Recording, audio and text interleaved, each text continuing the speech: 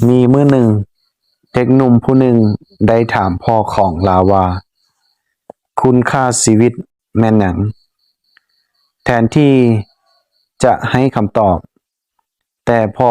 ของลาวสัมผัสบอกว่าลองจับก้อนหินก้อนหนึ่งขึ้นมาแล้วนำไปขายอยู่ตลาดและเมื่อมีคนถามราคาให้ยกนิ้วขึ้น2 นิ้วแต่บ่ต้องเว้าหยังเด็กหนุ่มผู้นั้นเลยนำก้อนหินไปขายที่ตลาดแล้วก็มีผู้หญิงผู้หนึ่งมาถามว่าหินก้อนนี้ราคาเท่าใดค่อยอยากนำไปตกแต่งสวนเด็กหนุ่มผู้นั้นบ่ได้ตอบหยังเพียงแต่ยกนิ้วขึ้น2 นิ้วผู้หญิงผู้นั้นก็ถามคืนว่า2,000กีบว่าค่อยขอซื้อเด็กหนุ่มผู้นั้น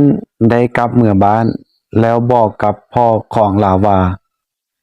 มีผู้หญิงผู้หนึ่งให้ราคา2,000กีบพ่อของเด็กหนุ่มคนนั้นเลยตอบว่าพ่ออยากให้ลูกนำเอาหินก้อนนี้ไปที่หอพิพิธภัณฑ์และถ้ามีคนต้องการซื้อให้ยก2 นิ้วขึ้นเด็กหนุ่มคนนั้นเลยนำเอาหินก้อนนั้นไปที่หอพิพิธภัณฑ์และเมื่อมีคนต้องการซื้อลาวก็ยก2 นิ้วขึ้นผู้ชายคนที่มาถามซื้อถามคืนว่า200,000 วาคันซั้นค่อยขอซื้อเด็กหนุ่มคนนั้นได้กลับเมื่อบ้านแล้วบอกกับพ่อของลาว่าพ่อมีคนต้องการซื้อหินก้อนนี้ในราคา200,000กีบพ่อของลาวได้ตอบว่าที่สุดท้ายพ่ออยากให้ลูกไปจงนำก้อนหินก้อนนี้ไปขายที่ห้านขายอัญมณีมื้อต่อมาเด็กชายคนนั้นเลยนำหินก้อนนั้นไปขายที่ห้านขายอัญมณีเมื่อเจ้าของห้านเห็นได้เว้ากับเด็กหนุ่มคนนั้นว่าเจ้าเก็บได้อยู่ไสนี่แม่นอัญมณีที่หายากค่อยต้องการซื้อแล้วเจ้าสิขายเท่าใดเด็กชายคนนั้นเลยยกนิ้วขึ้น2 นิ้วเจ้าของร้านเลยบอกว่าค่อยขอซื้อในราคา2 ล้านกีบเด็กชายคนนั้นเลยกลับเมื่อบ้านแล้วเว้ากับพ่อของเราว่าพ่อมีคนอยากซื้อหินก้อนนี้ในราคา2 ล้านกีบพ่อของเราได้ตอบกลับว่าบัดนี้ลูกรู้ถึงคุณค่าของชีวิตแล้วหรือยังมันบ่สำคัญว่าเฮาสิมาแต่ไส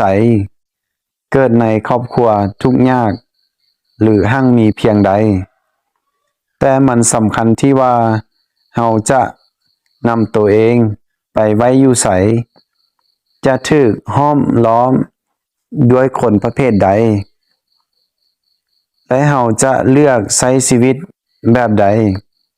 ลูกอาจจะใช้ชีวิตทั้งชีวิตของลูกและคิดว่าตัวเองเป็นก้อนหินราคาเพียง2,000กีบ